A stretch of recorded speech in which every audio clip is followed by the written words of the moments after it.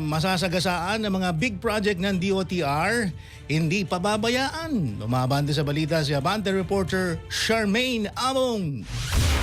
Abante Radyo Live Report.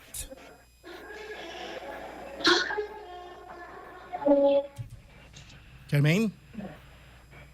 Yes, Alvin, siniguro ng Department of Transportation o DOTR na may sapat na kompensasyon at maayos na pabahay ang mga pamilyang apektado ng malalaking proyekto ng pamahalaan tulad ng Manila Subway Project at North-South Commuter Railway upang matiyak na hindi maapektuhan ang kanilang kabuhayan at kaligtasan.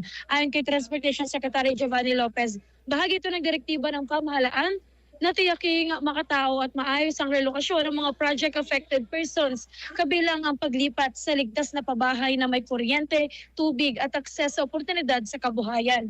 Sinabi ni Transportation Assistant Secretary Irish Calaguas na mahalagang mauna ang pagtatayo ng relocation sites upang tiyak na may maayos na tirahan ng mga pamilyang inilipat bago pa mangtuluyang ipatupad ang mga proyekto. Nais ng DOTR na makumpleto ang mahigit 16,000 housing units para sa mga apektadong pamilya hanggang 2026 bilang bahagi ng pangmatagalang solusyon ng pamahalaan. Ako si Charmaine Abong, Abante.